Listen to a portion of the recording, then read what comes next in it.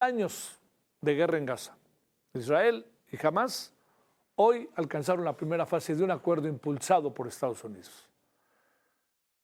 Ese acuerdo de Estados Unidos. ¿Qué contempla el pacto?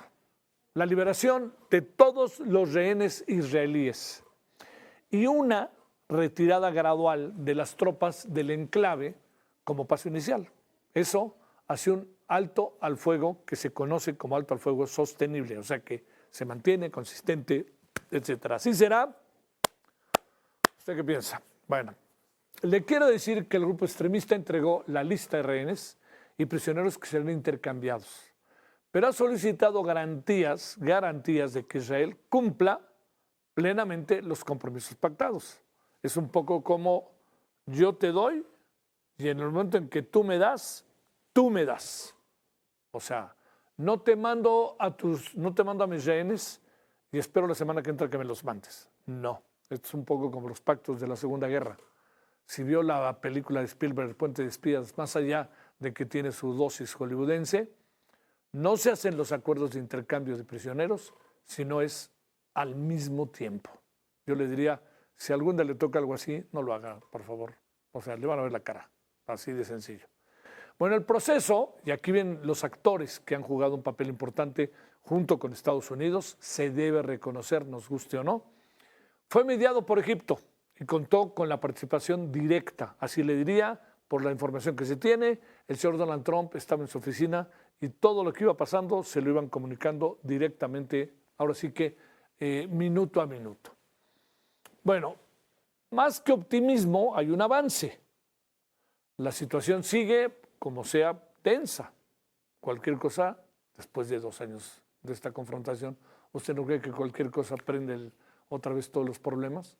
Bueno, los ataques no han cesado del todo. Persisten las dudas sobre cómo se implementará el desarme de Hamás y quién administrará Gaza tras el retiro de las fuerzas israelíes. Ahora el reto es que este acuerdo no se quede solo en el papel. Esa es una de las partes. Israel, vía su primer ministro, ha convocado a su gabinete a una reunión mañana para aprobar el acuerdo de paz con Hamás y garantizar el regreso de los rehenes. A ver qué dice el Congreso, no lo perdamos de vista. Con toda la atención puesta en Tel Aviv, la convocatoria de Netanyahu genera esperanza y tensión al mismo tiempo. Hoy nos decía Valeria López algo en relación, por ejemplo, al conflicto de Rusia con Ucrania, algo que me llamó mucho la atención. La actitud de Rusia respecto al conflicto rompe uno de los elementos más importantes de la posibilidad de la paz. Y le dije, pues, ¿cuál es? Me dice, pues, la esperanza, la ilusión de que haya la paz. Entonces, si eso se rompe todo. Y aquí, si se da cuenta, no se rompe la ilusión ni la esperanza de la paz. Y por eso es tan importante. Con Rusia y Ucrania vaya usted a saber cómo lo resuelven. Pero aquí hay esperanza e ilusión. Todos los ojos van a estar mañana, bueno, al ratito, sobre el gabinete israelí. Pues va a haber una transmisión, hoy veía medios de comunicación locales israelíes, va a haber una transmisión que será, pues se ha de imaginar, ¿no?, de enorme importancia. Van a estar ahí todos los medios de comunicación del mundo, pero no solamente eso, también va a estar, ojo con ello, la mirada del Congreso, que no es totalmente Netanyahu. ¿Qué puede pasar? Yo le diría, si nos atenemos a las manifestaciones de los últimos días en relación al conflicto, el señor Netanyahu pues ha conservado un poder real, porque entre otras cosas, ahorita lo vamos a ver a detalle, pasa algo que a mí me parece de primerísima importancia. Si algo quieren las y los ciudadanos de Israel es a sus rehenes, a sus detenidos, los quieren en su casa. Donald Trump planea viajar este fin de semana a Oriente, ha dicho, en una de esas ahí nos vemos el sábado, algo así dijo, con la misión de sellar el acuerdo de paz entre Israel y Hamás. La Casa Blanca ha considerado que ha confiado en que pese a las diferencias, las conversaciones pueden avanzar de manera significativa hacia un alto al fuego. Algunas conversaciones, como nos decía Moisés Garduño ayer, dice algunas son directas y otras son vía red. Trump destacó la amplitud del diálogo. Prácticamente todos los países árabes y musulmanes están participando de alguna manera en estas negociaciones. La expectativa, le reitero, es alta. La esperanza, ¿en qué se centra? En que tantos años, pues ahora pareciera que ha estado tan lejos la paz y con tantos años yo ya esté más cerca, algunos dicen más cerca que nunca. Bueno, quien ha seguido de manera puntual, verdaderamente efectiva, precisa, nos ha dado puntos de vista, todas las opciones, todos los elementos que construyen este proceso ha sido Moisés Garduño, que le volvemos a agradecer que esté con nosotros, especialista en Medio Oriente por la Universidad Nacional Autónoma de México. Moisés, como siempre, gracias por tu participación. En verdad que te lo agradecemos muchísimo. ¿Cómo has estado? Muy buenas noches. Hola Javier, muy buenas noches. Muy bien, aquí siguiendo las notas y también saludando a tu amable y fiel audiencia. Bueno, yo te agradezco muchísimo. A ver, Moisés, empecemos por lo que es, ¿no? Mañana Israel, ¿qué hará Hamás? Trump ya como saboreándose el sábado. A ver, ¿qué anda pasando? La última encuesta que arrojó el Instituto para la Democracia de Israel dijo que el 44% de la población israelí ya estaba a favor de que Netanyahu renunciara, pero lo más relevante es que el 66% dijo que estaba a favor de que la guerra ya terminara. El corazón de esta numerología es, como tú muy bien lo comentas, Javier, el hecho de que quieren de vuelta a los rehenes. Incluso esta situación ha llevado a Netanyahu a que también se haga una comunicación directa con Trump para llevar a cabo este acuerdo, que mucho ojo, ¿no? No es un acuerdo de paz, sino un acuerdo de cese al fuego y uno de intercambio de prisioneros. En la historia del conflicto árabe-israelí ha habido aproximadamente... A ver, ahí tuvimos un asunto. A ver, Moisés, se congeló la señal. A ver si podemos ahorita. Ahí estás de vuelta. Creo que sí, Javier. Terminaste las dos encuestas e ibas a explicarnos las dos encuestas. Sí, en ese sentido, considerando que el corazón de la razón israelí es que quieren de vuelta a los rehenes, claro, pues hay que decir que este acuerdo es en realidad eso, un intercambio de rehenes y también al mismo tiempo un cese al fuego.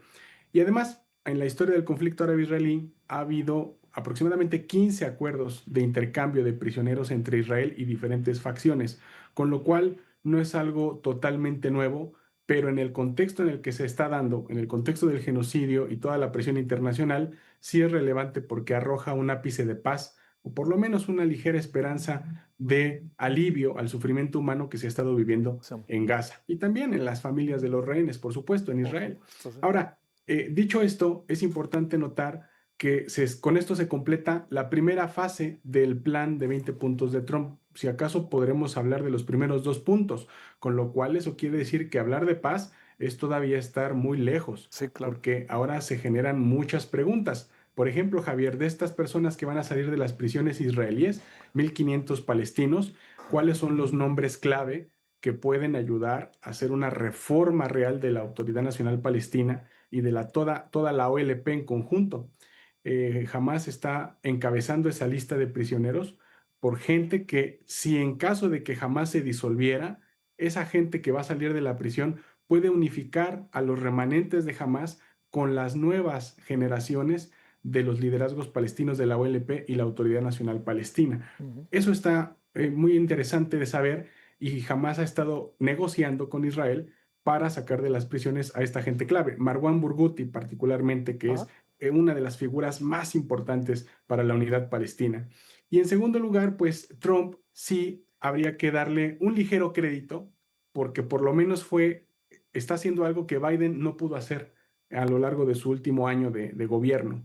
Ahora, se le va a dar el crédito completo a Trump siempre y cuando Israel no reinicie los bombardeos, cuando le den a los rehenes que tanto ha pedido, que realmente deje entrar la ayuda humanitaria, que realmente retire al ejército, y esto como se tiene que dar de manera gradual, dando y dando, entonces es cuando entonces se le podría dar cierto crédito a Donald Trump, solo por algo que Joe Biden no pudo hacer en su momento. Oye, a ver, Moisés, dijiste algo ahí que me llamó mucho la atención, te lo confieso. Se puede diluir, o quizá utilizaré yo la palabra, tú no la utilizaste, desaparecer Hamás. ¿Puede pasar? ¿Qué pasará entonces con Hamás? Toda su historia y toda la gran cantidad de militancia que ha tenido.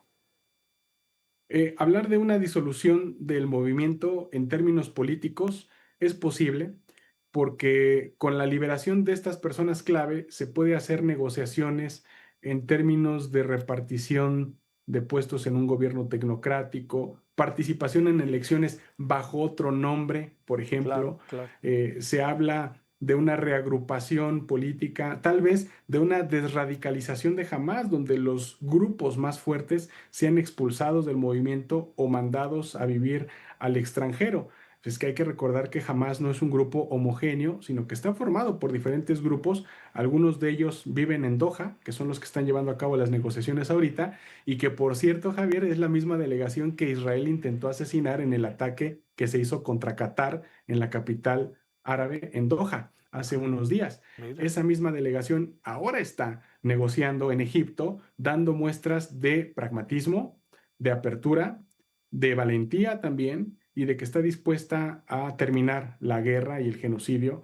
Y evidentemente esto lo hace a cambio de algunos sacrificios, algunas decisiones políticas, como la desradicalización de los grupos más recalcitrantes, por decirlo de alguna manera. ¿Qué? Y otra cosa, perdón Javier, una cosa muy distinta sería hablar del desarme de Claro. Hamás, que eso ya sería otra etapa. A ver, digamos que lo importante de aquí al domingo son: 1, alto al fuego; 2, intercambio de rehenes; y paremos de contar por lo pronto. ¿O hay algo más que sea muy importante que se pudiera gestar, de no ser la pavoneada que se va a aventar Donald Trump? Es que es bien curioso porque mientras Trump y Netanyahu están preparando la parafernalia, porque Sí. Trump quiere ser nominado al Premio Nobel de la Paz, porque Netanyahu le quiere vender a su base social que consiguió uno de los objetivos más importantes de esta guerra, que fue la liberación de los rehenes. Al mismo tiempo le están pidiendo a Hamás que no haga ceremonia de entrega, porque las últimas entregas de rehenes fueron a partir de camionetas nuevas 4x4, uniformes nuevos, un realineamiento de tropas muy grande que impactó a la psicología social de toda la audiencia israelí, que decía, bueno, llevan 2 años en guerra y jamás parece que no ha sufrido ninguna baja. Se le ha exigido a Hamás que no haga uso de este tipo de ceremonias. Pero la clave de todo esto también está, Javier, en qué personas van a ser liberadas. Sí, Insisto en ese punto sí, sí, porque sí, sí. esa es una parte fundamental para el futuro inmediato de Hamas. ¿Son todas y todos o no? No, se habla de 1.500 prisioneros que tiene Israel. Israel en sus manos a cambio de 48 rehenes, 20 de ellos con vida. Y resulta que de las facciones que están encarceladas en las prisiones israelíes, hay aproximadamente gente de aproximadamente 15 facciones distintas, porque es Hamas, es Yihad Islámica, son brigadas independientes, grupo como el Harakat Musavirin, que son pequeños grupos que se han ido acercando y aliando con Hamas, pero a los cuales Hamas les ha consultado para negociar la liberación de algunos de sus integrantes que están en las prisiones israelíes. Y eso es muy interesante, que la audiencia debe de conocer. Afuera, los palestinos están peleados, están divididos, compiten, pero dentro de las prisiones es donde se forja la unidad palestina, porque ya seas de Hamas, de Yihad Islámica, de Autoridad Nacional Palestina, de donde sea, adentro todos experimentan la represión, la tortura, Sí, sí, sí. todo lo que tiene que ver con los interrogatorios, y eso fomenta una unidad palestina, paradójicamente, desde la prisión. Moisés, para cerrar, una opinión respecto a la llegada de los 6 mexicanos que venían en las flotillas, que fueron expulsados, y que esta mañana incluso yo he platicado con Ledesma un buen rato de rompevientos. Aquí hace rato Sofía platicaba con una de ellas también. A ver, una opinión sobre este regreso. Una cosa importantísima que dijeron estas personas valientes que iniciaron la flotilla fue: Palestina es primero. Cualquier acto de tortura o de acoso que pudimos haber sufrido no se compara con lo que están viviendo los palestinos de Gaza y lo que han vivido en estos últimos 2 años. Eso ha sido muy inteligente por parte de los activistas, porque ponen en el centro el meollo del asunto, que es el sufrimiento del pueblo palestino. Otra cosa que me llamó la atención es la acusación que hace Ledesma particularmente a las autoridades israelíes, porque dice que maltrataron al embajador de México Sí, en sí, Israel, sí, Mauricio. que le gritaron, que fueron muy groseros. Y a mí me gustaría saber cuál sería la respuesta del gobierno mexicano ante este tipo de tratos, porque una cosa es que estén en territorio israelí, que se sometan a la jurisdicción interna, etcétera, pero cuando tú tienes un pasaporte diplomático, el trato debe de ser muy distinto y se deben de respetar convenciones internacionales, porque si no, luego pasa lo que pasó en Ecuador.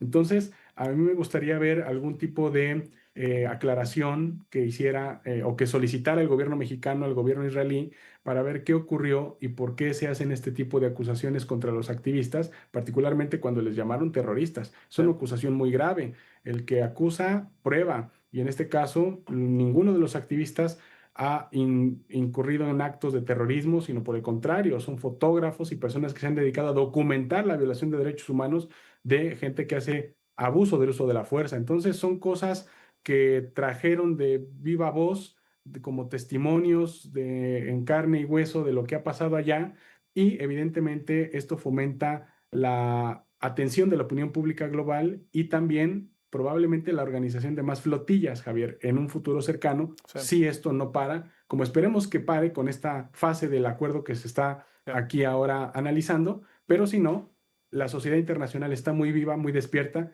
muy activa y muy atenta de todo esto que esté pasando con Trump, Netanyahu y los actores palestinos. Digo, ya no nos detengamos mucho, ¿no, Moisés? Pero nos alertaste la semana pasada de lo que podía pasar en Roma, lo que pasó en Barcelona, el propio Pep Guardiola, ¿no? El entrenador del City, del Manchester City, echando para adelante la convocatoria, lo que pasó en Londres, incluso, a querer o no, lo que pasó en América Latina, en ciudades como Río, en ciudades como México, como la capital, Guadalajara, en fin, ¿no? O sea, hubo de alguna otra manera, una movilización, te diría yo, de la humanidad respecto al tema, ¿no? Sí. Más o menos, no pasó de largo nada.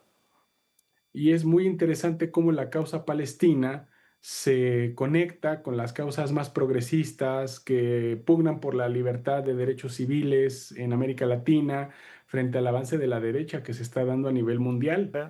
Esto es muy interesante porque en América Latina la izquierda, o al menos algunos gobiernos progresistas como en Brasil, Colombia, han abrazado realmente la causa palestina porque también, además de que están convencidos de que Palestina debe tener derecho a la autodeterminación, al mismo tiempo combaten a las fuerzas de derecha que siguen presionando para volver al poder, como el caso de Bolsonaro o la oposición colombiana. Sí. Yo creo que en México también tendríamos que ver un análisis similar ante las fuerzas que se están moviendo, que quieren hacer contrapesos al gobierno de México, aunque evidentemente ese es otro tema.